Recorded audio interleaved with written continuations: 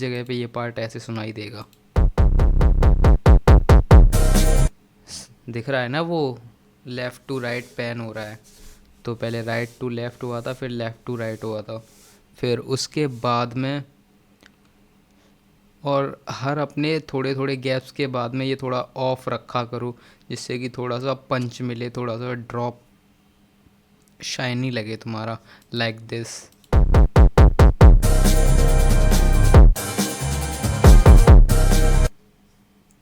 And kick अगर जहाँ पर भी है तो वहाँ पर या तो साइड चेन करो या तो किक को एक स्पेस दो, जिससे कि वो अच्छी तरीके से शाइन कर पाए उस जगह पे, ठीक है। एंड यहाँ भी हमने वही ऑटोमेशन की है लेफ़्ट टू राइट पैनिंग वाली। किसी भी ऑडियो पर यहाँ क्लिक करके ऑटोमेट करके पैनिंग और वॉल्यूम ये तुम कर सकते हो, ठीक है। और हमने फिर बीच में जो सबसे मेन क्रिएटिविटी चीज़ जो की है हमने, वो ये की है कि भाई कहाँ है, हमने एक पियानो बनाया था थोड़ा,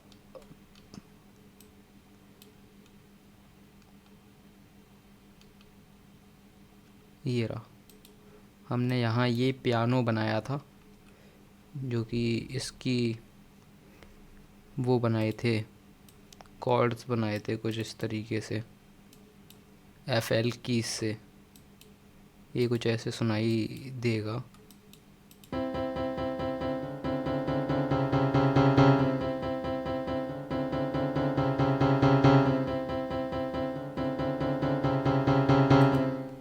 ठीक है, हमने ये वाले पार्ट को वैसे ही छोड़ दिया है, बस यहाँ पे आके ये जो था इसे हमने थोड़ा सा कम कर दिया है, जिससे कि ये अच्छी तरीके से रिदम बना पाए उस जगह पे। एंड ये वाले पार्ट जो है ये बेस लाइन का काम कर रही है, और हमने इसे मतलब वॉल्यूम नीचे से ऊपर की तरफ लेके गए हैं, मतलब कम से ज़्यादा करते हुए लेके गए हैं, ठीक है। तो ये इस तरीके से बनाया था हमने, और फिर इसे ऑटोमेट वगैरह और लेफ़्ट टू राइट पेन वगैरह करके वैसे ही कंसोलिडेट कर लिया था। तो यहाँ ये पार्ट ऐसे लगता है।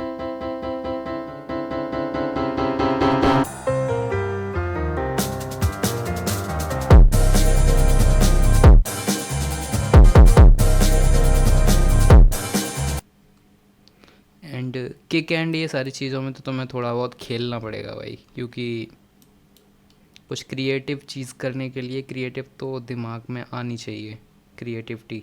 एंड मेन थिंग ये कि भाई तुम अपने बेस को उस हिसाब से यूज़ करो जहाँ तुम्हें चाहिए और जहाँ तुम्हें नहीं चाहिए। मतलब मुझे जितना चाहिए मैं बस उतना उतना उस जगह पर, बेस जो है बीट में जान डालता है, तो उस हिसाब से यूज़ करो। ऐसा भी नहीं कि पूरे में बीट ही बीट में बेस ही बेस भर दो, नहीं भाई, इससे ना बीट ख़राब हो जाएगी, ठीक है।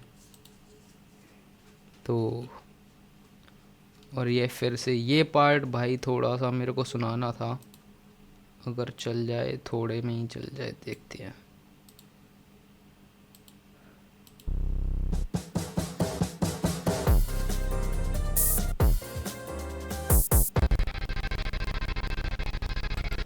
नहीं चल रहा है यार, बहुत बहुत ही गानफाड़ है ये जगह, इस जगह पे वो एम्प लगाया हुआ है ना, इस जगह पे हमने प्लगइन्स में ये सारी चीज़ें यूज़ की हैं।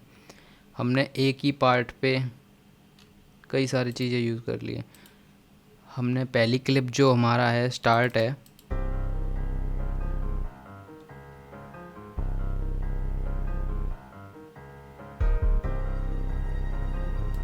वहाँ हमने केवल पैरामीट्रिक EQ लगाया है, जिससे कि हमने थोड़ा सा लो एंड कट किया है एंड थोड़ा सा हाई इसमें बूस्ट किया है।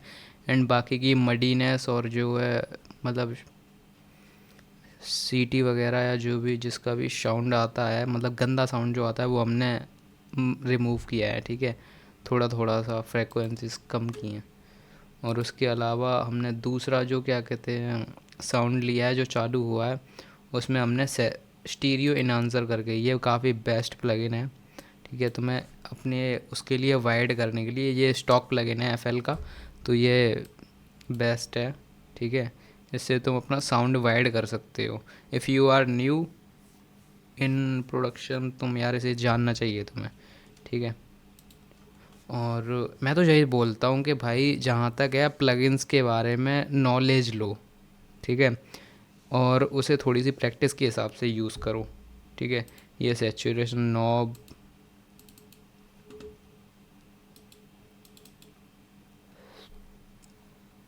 क्रैश हो गया बहन की लोड़ी का।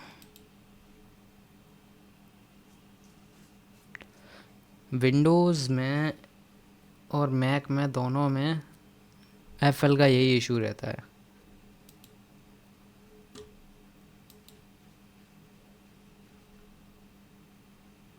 Fucked up bro. फिर से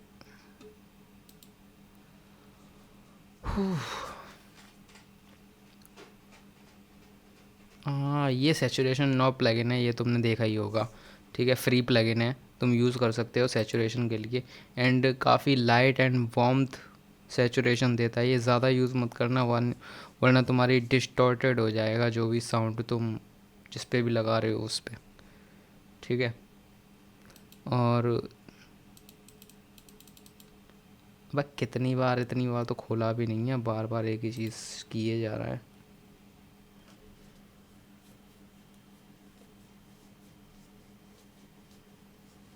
टू मच हीट ब्रो। एक और बार खुलेगा क्या? मान जा भाई, रुक जा भाई।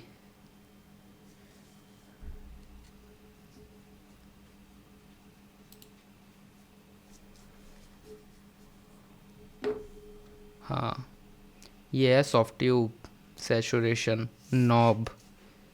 इसमें ये तीन ये मिलते हैं, कीप हाई, न्यूट्रल, कीप लो। तो हम न्यूट्रल पे रख के हमने थोड़ा सा सैचुरेशन इसमें लगाई है, ठीक है। थर्ड पे भी हमने थोड़ा सा वही है, थर्ड पे हमने ये वाला पार्ट किया था थोड़ा अच्छी तरीके से, ये उसमें सही से सुनाई नहीं दे रहा है। बट पहले हमने फ्रूटी पैरामीट्रिक EQ2 लगाया, जिससे कि हमने थोड़ा सा लो एंड काटा इसका, थोड़ा सा चेंजेस करने के लिए। उसके बाद हमने ये वाला प्लगइन यूज़ किया, आर्केटाइप मैटस असेटो, ठीक है। ये काफ़ी अच्छा एम्प है गिटार टाइप वाइब देने के लिए। तुम्हारा कोई सा भी साउंड हो, वोकल्स हो, कुछ भी हो, ये उसे गिटार में कन्वर्ट कर देगा, एक vintage type distorted type guitar में कन्वर्ट कर देगा, ठीक है। इसके बाद हमने वाला प्लेट यूज़ किया थोड़ा सा वाइड देने के लिए साउंड। उसके बाद हमने EQ से इसका हाई और लो काटा, और अरे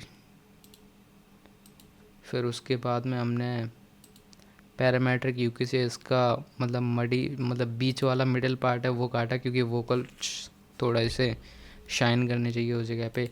पैनकेक यूज़ किया लेफ़्ट टू राइट करने के लिए, वही गिटार वाला पार्ट। फ्रूटी स्टीरियो इनहेंसर, ये क्या कहते हैं, हमने यूज़ किया फिर से अगेन थोड़ा सा वाइड साउंड कराने के लिए। ये वाइड साउंड कराने के लिए काफ़ी बेस्ट प्लगइन है, ठीक है। और इसके अलावा किक बेस स्नैर बाकी सारी चीज़ें ऐसे ही हैं, ठीक है। ये हमने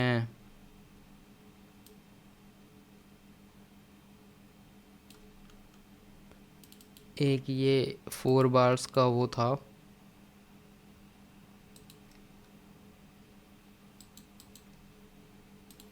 हमने इसे ड्रम मतलब फिल था, हमने ऐसे थोड़ा सा चॉप करके और कंसोलिडेट करके हमने इसे ऐसे बना दिया। तो इस जगह पे ये ऐसे साउंड कर रहा है थोड़ा।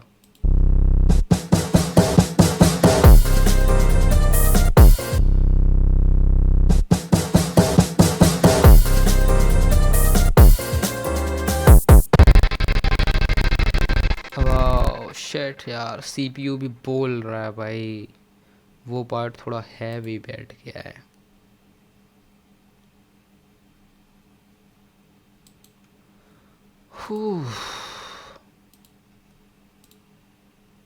मेरे ख्याल से शायद ये लग रहा है इस वजह से।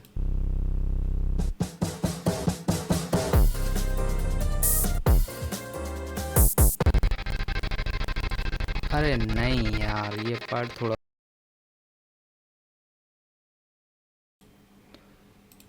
तो भाई जो ये पार्ट था ना, ये सुनाना चाह रहा था मैं, जो तुमने सुना होगा इस जगह पे, द क्रेजी थिंग।